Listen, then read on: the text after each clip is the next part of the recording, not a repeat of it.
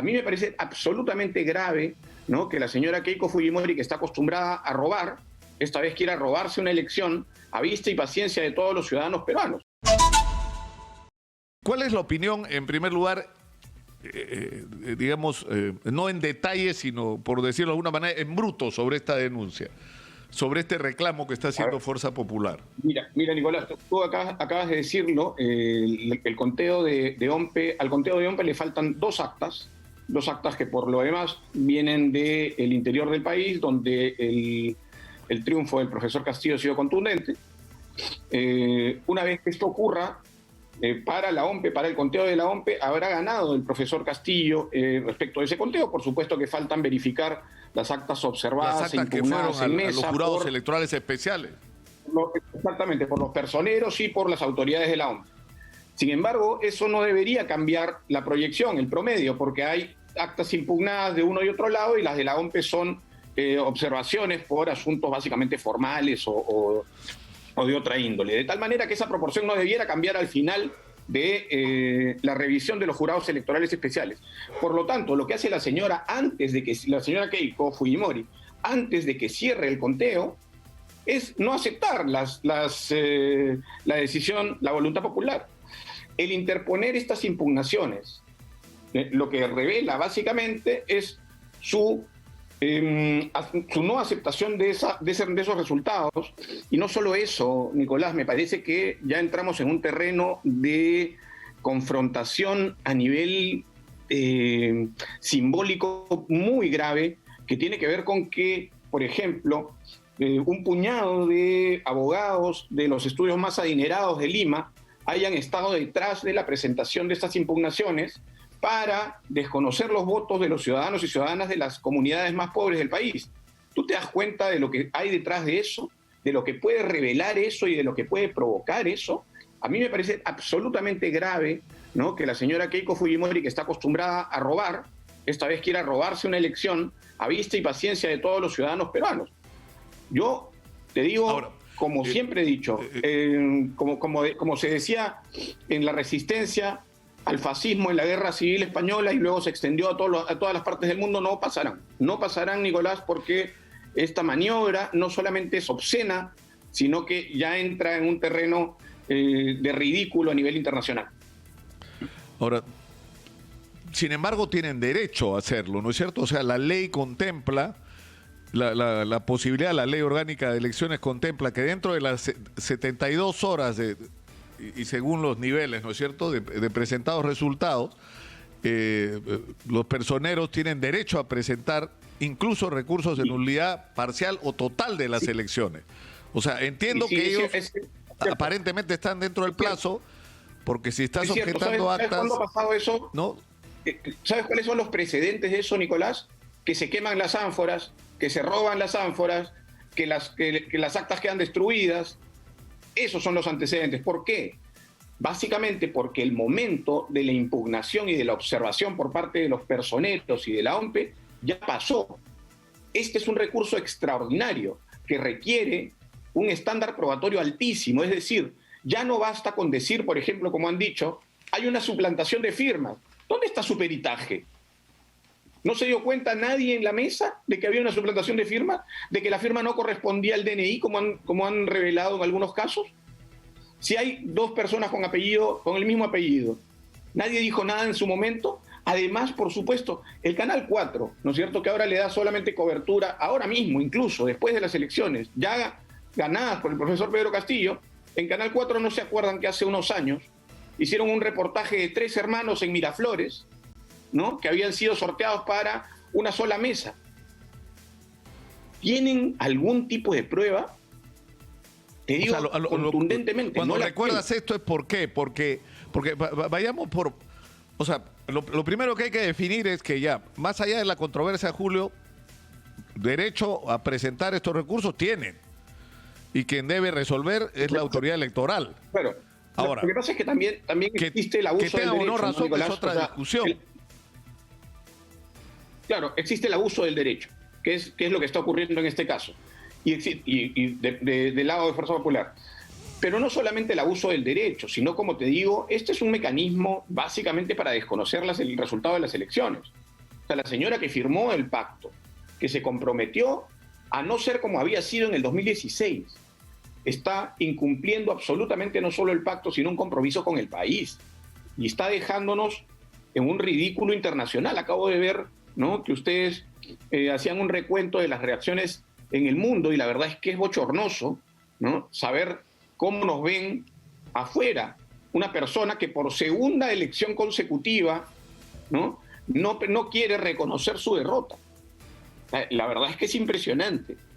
Más allá incluso de lo que te estoy diciendo, es decir, ¿qué plantean estos señores? Plantean que con el trabajo y el dinero y el poder, porque además, Nicolás, hay que recordar que cada acta impugnada cuesta 1.100 soles, es decir, Fuerza Popular está gastando 1 millón de soles prácticamente en estas impugnaciones. Si se las declaran improcedentes, como seguramente será en los jurados electorales especiales, tendrán que gastar una cantidad similar, es decir, 2 millones de soles en esta aventura fraudulenta y bochornosa que afecta al país severamente. Me parece que es alucinante. Julio, pero vayamos por eso. Yo quería, ¿no? O sea, yo entiendo tu punto de vista, pero digamos, desde el punto de vista estrictamente legal, tienen derecho a hacer lo que están haciendo. Ahora, la autoridad electoral resolverá en qué tienen razón y en qué no. Por ejemplo, ellos han agrupado sus 802 solicitudes de nulidad de resultados de actas, o sea, de mesas, en varios rubros, ¿no? Uno de ellos tiene que ver con la diferencia, según ellos, inexplicable de votación a favor del profesor Pedro Castillo en algunas mesas, es decir, donde hay por ahí alguna mesa donde hay 0 votos, donde hay 2 votos, donde hay 1 voto por Keiko Fujimori, y lo que dan como argumento es que en la primera vuelta, en esas mismas mesas, gente que podría considerarse cercana a Keiko Fujimori, que la apoyó para esta segunda vuelta, obtuvo votación. O sea que lo lógico hubiera sido que esa votación se traslade a Fuerza Popular, cosa que no ha ocurrido. Entonces eso les resulta como una señal de algo fraudulento ocurrido en esas mesas. ¿Esto es válido o no, Nicolás, desde el punto de vista estrictamente legal? No te pido que hables como político ahora, sino como abogado. Sí.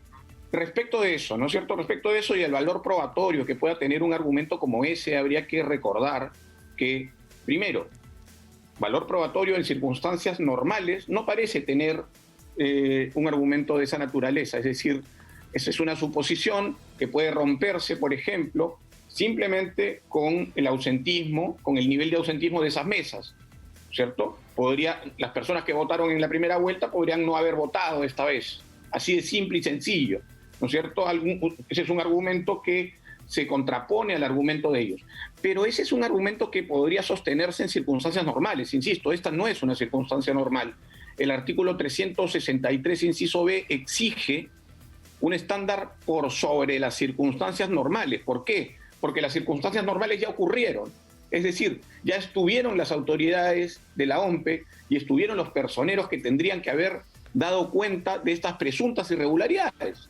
Estuvieron además los observadores internacionales que han sostenido enfáticamente que no hay indicio de fraude sistemático, que es lo que ellos están sosteniendo, ¿no es cierto? Entonces, te digo, frente a ese argumento que es absolutamente deleznable, débil, absurdo, ¿no?, simplemente eso se opone con el nivel de ausentismo, los niveles de ausentismo que han sido bastante altos. Este tema no tiene... Ya, pero claro, sí, porque eso, digamos, el asunto ahí resulta bastante subjetivo y tendría que entrar en el terreno así que los, digamos, los tribunales electorales especulen sobre qué fue lo que pudo pasar. Y yo creo que eso como que no va a tener mucho éxito. Sin embargo, hay otros argumentos. O sea, por ejemplo, los miembros de una misma familia pueden ser miembros de mesa, los integrantes de una familia pueden ser miembros de mesa, o sea, esto es posible, o sea, porque la ley establece quiénes no pueden ser miembros de mesa. ¿Dice en la ley que no pueden ser los miembros de una familia o no? A ver, no lo dice expresamente. El problema aquí, Nicolás, no es de las personas que son sorteadas para integrar las mesas, es el sorteo. Entonces le vamos a atribuir responsabilidad a personas que eventualmente, porque además ni siquiera se ha probado que sean familiares. Ojo, ojo, ¿no? Lo que han presentado simplemente es un dicho según el cual los apellidos coincidentes dan cuenta de la familiaridad de las personas. Ya salieron y en Exitosa han entrevistado a una familia que sostiene enfáticamente tener el mismo apellido, pero por coincidencia, por ser todos de la misma comunidad. O sea, estamos hablando de verdad de argumentos absolutamente deleznables que serán seguramente no tenidos en cuenta por los jurados electorales especiales. Pero ya que solamente se invoquen este tipo de argumentos sin ningún tipo de pruebas, porque lo que tendrían que tener en estos casos son las partidas de nacimiento, ¿no es cierto? Que den cuenta, primero, eso. Y segundo, que ellos, ¿no es cierto?, fueron los responsables de que existan estas personas en una sola mesa que tenían parentesco. Eso es lo responsable. Si tuvieran eso, excelente. Quizá esas mesas o esas actas de esas mesas podrían ser impugnadas correctamente, pero no los tienen, Nicolás. Entonces vale pensar, por supuesto, que lo que quiere simplemente la señora Keiko y sus secuaces es dilatar el proceso electoral, no reconocer el triunfo del profesor Castillo, ¿no es cierto?, beneficiarse además ella misma porque empieza su control de acusación por el delito de lavado de activos en el equipo especial y en el Poder Judicial, que la va a llevar 30 años a la cárcel. Básicamente creo que la señora está usando, ¿no?, el mecanismo de estas impugnaciones para tratar de evitar lo más posible, ¿no es cierto?, para tratar lo más posible de lograr impunidad. Hay dos temas finales. Uno es el tema de Cerrón. O sea, lo que ha hecho Vladimir Cerrón de irse a Huancavelica, que es una jurisdicción que no tiene nada que ver con su proceso en Junín, para sacar un habeas corpus que le anule la sentencia, es algo que acá mismo en Exitosa hemos denunciado como un mecanismo de todos aquellos que quieren librarse de la justicia. O sea, te vas a otra circunscripción, te consigues un juez y ya sabemos los métodos que se utilizan para conseguir que el juez te dé lo que aparentemente le han dado y todo indica, es la propia ONMA, la Oficina de Control de la Magistratura, le ha abierto casi automáticamente un proceso a ese juez. O sea, él es el secretario general de Perú Libre, Julio. Sí, Nicolás, sí. Creo que además tendrá que hacerse la investigación con todo el rigor y el peso que merece, ¿no es cierto? Pero te voy a decir también que esto no tiene nada que ver con esto que estamos hablando, es decir, con los resultados de la elección. Los resultados de la elección se han producido, se han dado a pesar de toda la satanización del profesor Castillo alrededor de la figura de Vladimir Cerrón, de todo lo que dijo la prensa. Ahora sabemos, además, digamos que manipuló a sus propios periodistas, ¿no?, para conseguir votos en favor de la señora Keiko Fujimori.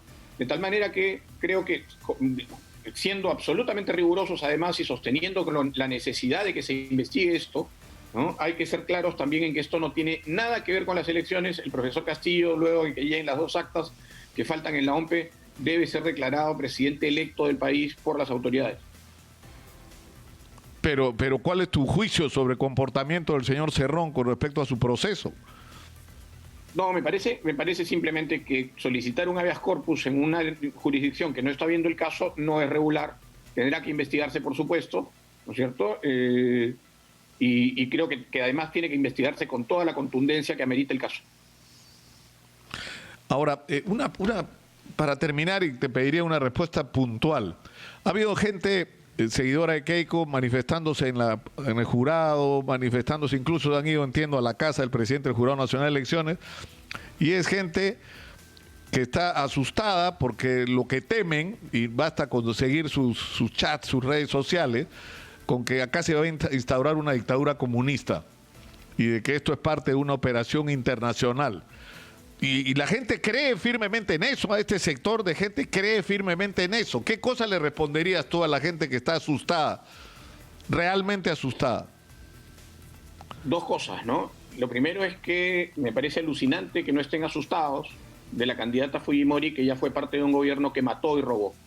Que robó 6.000 millones de soles, y eso está documentado, y que mató gente aliándose con grupos paramilitares para asesinar inocentes. Eso en primer lugar. En segundo lugar, creo que el profesor Castillo ha sido absolutamente claro. Primero, no tiene el perfil de un hombre que provenga ¿no? De una radicalidad de la radicalidad que ellos sostienen, ¿no? En segundo lugar, no hay ningún indicio que pueda dar cuenta de que eso va a ocurrir. Es decir, el profesor Castillo se ha rodeado de personas, ¿no?, que han preparado un plan que ha sido presentado explícitamente, que ha sido revelado en los mensajes constantes que ha dado a los medios, a los pocos medios en los que ha tenido cobertura, que ha sido rebatido y debatido en los debates televisados y públicos con la señora Fujimori, ¿no es cierto? Y en ningún caso hay un riesgo de esa naturaleza. Ese riesgo, Nicolás, lo ha instalado de manera perversa esa prensa, ¿no es cierto?, que ahora votó periodistas, que los votó precisamente porque se resistieron a seguir haciendo el ridículo que estaban haciendo, ¿no? Y que ahora, digamos, pretenden seguir en esa intención, dando escasísima cobertura a los argumentos para contestar estos emprendimientos fraudulentos de Keiko Fujimori y su grupo político.